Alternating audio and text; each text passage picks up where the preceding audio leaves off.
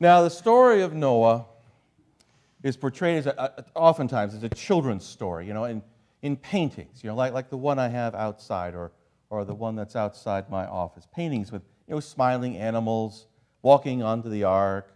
And our church nurseries have cute little ark toys with cute little animals and Noah and Mrs. Noah. Yeah, she doesn't have a name, Mrs. Noah. Figurines for our children to play with. But the real story of Noah and the flood is anything but a G-rated children's story. It is actually an adult tale of evil, terror, and horror. Now, according to the first chapter of Genesis, I want you to hold that thought. According to the first chapter of Genesis, God created the world in 6 stages. After each stage in the process of creation, God declared that what had been created was good. God was well pleased with what the Lord had done, and in the final stage of creation, God created human beings and gave them dominion over the earth. They were put in charge as the caretakers of the planet, and all seemed good to God. Now, the first sign of trouble came when the first 2 people decided to disobey God, and they were thrown out of the Garden of Paradise as punishment for their disobedience. The offspring of these original people fought, and one murdered the other. God punished the offender by marking him and making him wander, the earth for the rest of his life.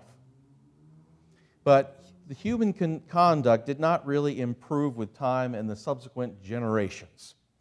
The evil of people increased, and God became increasingly upset with what the Lord had created. In Genesis chapter 6, verses 5 through 7, we read, "The Lord saw that the wickedness of humankind was great in the earth, and that every inclination of the thoughts of their hearts was only evil continually. And the Lord was very sorry that the Lord had made humankind on the earth, and it grieved the Lord to the Lord's heart. So the Lord said, I will blot out from the earth the human beings I have created, people together with animals and creeping things and birds of the air, for I am sorry that I have made them." This was no mere local flood that God was talking about. God was just sick of people who were acting in just terrible ways, and God regretted ever creating them. So God intended to undo all of creation.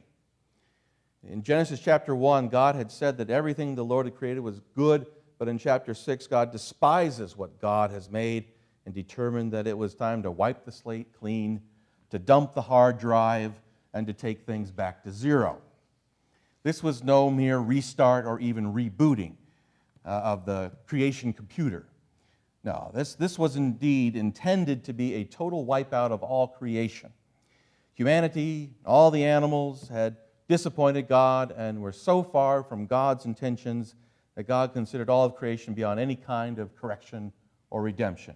Everyone but one man and his family. Noah had caught God's favor. God could not bring God's own self to destroy Noah and his family. So God approached Noah and revealed the Lord's plan to wipe out the earth and to start anew. And God said to Noah, I have determined to make an end to all flesh, for the earth is filled with violence because of them. Now I am going to destroy them along with the earth. Make yourself an ark of cypress wood, etc. You know the rest of the story. Noah builds an ark, gathers the animals inside, and God opens up the fountains of the deep and the windows of the sky, and it rains for 40 days and 40 nights, and the world is flooded. Now, the ancients understood the world to be a bubble of air with an earthen floor surrounded above, below, and all around by water. When God floods the earth, this is not just an extraordinary rainstorm. This is God letting the primordial chaos undo all creation. And in the chaos of the great flood, millions of people and animals die of drowning. It is hard to imagine the horror and the terror felt by so many living things knowing that they were facing one of the most horrible ways to die. Now, eventually, the waters of chaos are stopped and the flood waters recede. Noah and his family are on dry land once again, and it's Earth 2.0. Then God makes a sacred agreement, a covenant with Noah and his descendants and all living creatures. Then God said to Noah and his sons, I now establish my covenant with you and with your descendants after you, and with every living creature that was with you, the birds, the livestock, and all wild animals, all those that came out of the ark with you, every living creature on earth. I establish my covenant with you. Never again will all life be destroyed by the waters of a flood. Never again will there be a flood to destroy the earth. God is not just making an agreement with Noah. God is making an agreement with all living creatures that the Lord will never undo creation and destroy everything. God regrets destroying the world and promises to never do it again. Though people may do evil to one another, they may even ignore God, the Lord will not destroy the human race as the Lord has done in Noah's flood. Yes, there will be floods, and people will die in those floods. There will also be hurricanes and tornadoes, earthquakes, tsunamis, regional floods, which will kill many people.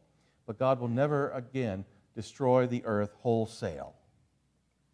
God's grace will take priority over God's justice. God has the power to destroy everything, but God will not because of God's mercy. We now live in the time of God's mercy. We live under God's grace. We live under a time of God's blessing to never destroy the earth again. The entire world is under the blessing of God's common grace. This grace is extended to all flesh, a promise that disobeying, disregarding, and even disdaining the Creator will not result in one's immediate destruction.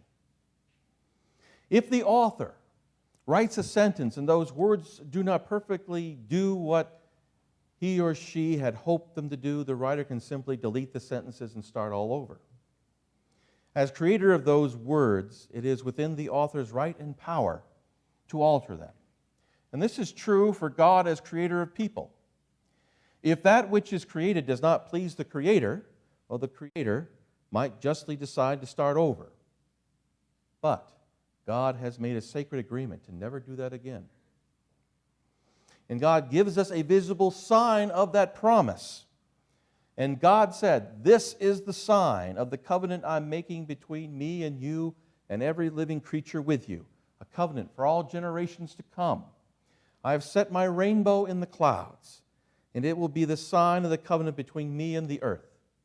Whenever I bring clouds over the earth and the rainbow appears in the clouds, I will remember my covenant between me and you and all living creatures of every kind. Never again will the waters become a flood to destroy all life. The covenant between God and humanity in Genesis 9 is unlike any other in the Old Testament because it's a symbol. It's a sign of remembrance. It's not a ritual like circumcision. It's not a sacrifice. It's not a monument, such as, a standing stone. It's not an altar. The sign which serves instead to remind people of this covenant is a natural phenomenon, the rainbow. For most of human history, the rainbow was a mystery. And if you go through all the different cultures throughout the world, you can see different explanations. And almost every culture has a mythical explanation for it. But we modern people know that a rainbow is an optical and meteorological phenomenon that causes a spectrum of light to appear in the sky when the sunlight shines through droplets of water in the air. A rainbow is caused by light being refracted while entering a raindrop of water, then reflected off the back of the droplet, and then refracted once again when leaving the droplet. The light takes the form of a multicolored arc. A primary rainbow has violet at the bottom and red on the top. Rainbows are caused by sunlight, always appear in the section of sky directly opposite of the sun. But a rainbow is more than just light refracted and reflected in water drops. A rainbow is a sign of peace, a reminder from the Creator using natural laws and phenomena. The rainbow, as described by God in Genesis 9, is not just a reminder for people, it's also for God as well. The rainbow is a reminder to God of this covenant which God has made with the whole earth to never destroy it again. God will see the rainbow and remember the Lord's promise, which implies that there will be times when God will once again feel like destroying humanity and the earth. But because of that promise, because of the promise that God made, God will show mercy instead of justice. The word translated as rainbow in most of our Bibles is simply bow in the original Hebrew. The bow which God places in the sky is God's war bow. In effect, God is hanging up his war bow. God intends to never use a weapon or bow against people again. God intends to never be at war with humanity ever again. People may war against God, but God will not make war on people. God hangs up the bow. The curve will shoot the arrow away from the earth and humanity. Notice how that bow always goes that way. The arrow would go up, not down. From now on, God will seek no more hostility, but will seek to bring humanity into a restored relationship. God will seek peace between us and God's own self. The war with creation is ended. If we people only will just give up the fight ourselves and surrender to God. But most of us keep struggling against God. John C. Miller once preached in a sermon and said the following: I collect arcs because they represent God's determination to never give up on us. The flood may not have affected any change in humankind, but it did affect a change in God. From this moment on, God will approach humanity with unlimited patience. From this moment on, God will approach humanity with unconditional and unlimited love. From this moment on, God promises to never give up on us, no matter what we do. When we are down and feeling like life has reached an all-time low, we have God's rainbow to remind us that God will never abandon us. When we have blown it and have totally just messed up, God's rainbow reminds us that we are redeemable in the eyes of God and worth saving. End quote. When most people see a rainbow, I doubt if these are the thoughts that come to mind for them of God's grace and God's love. A war ended. I think that when most people see a rainbow in our materialistic society, they think of a pot of gold, which is supposed to be at the end of the rainbow. The Irish had a legend or myth about a treasure being at the end of a rainbow, with a mythical, magical creature called a leprechaun guarding it. Legend has it that a leprechaun would trick anyone who was clever enough or lucky enough to find the pot of gold.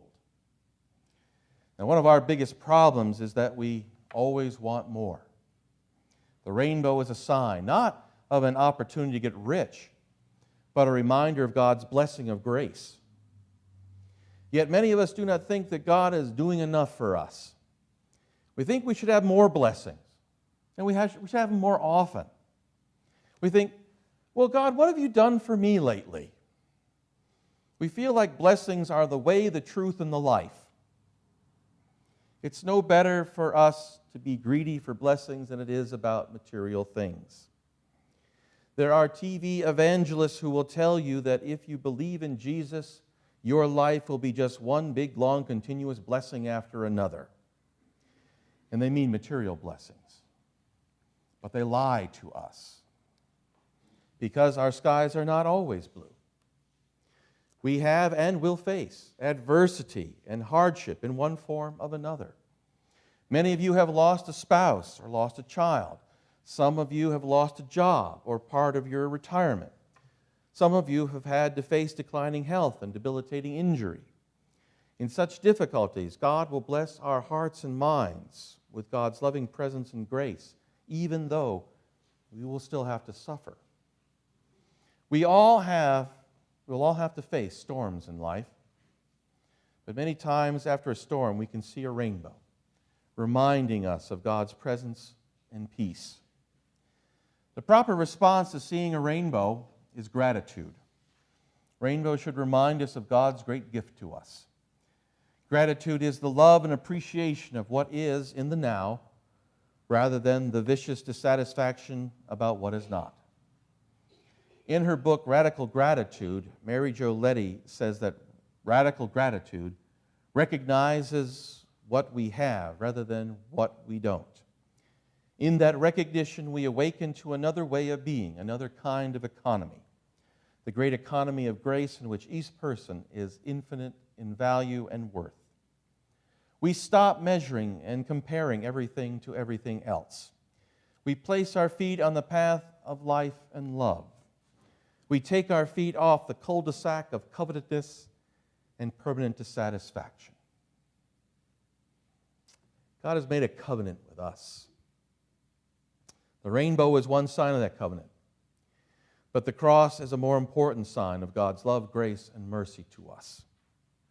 The rainbow and the cross are a part of the same story. It's all a part of God's love for us.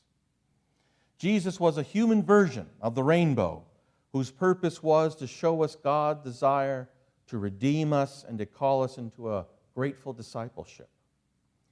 The cross of Jesus is a further sign that God is seeking peace with us and not hostility. The cross is a sign that God loves us unconditionally and wants us to be restored to a right relationship where we are at peace with God. The cross is a sign that God is not interested in punishing us, but in saving us. The rainbow and the cross are symbols which tell us that God has not forgotten us and that God will be there in the storms that we face in life. The rainbow and the cross are symbols which tell us that God will not wage war on us, but rather seeks to make peace with us and to be reconciled. The rainbow and the cross are symbols of God's love, mercy, and forgiveness to us. And when we see them, we should be reminded of that and be grateful for what we have received.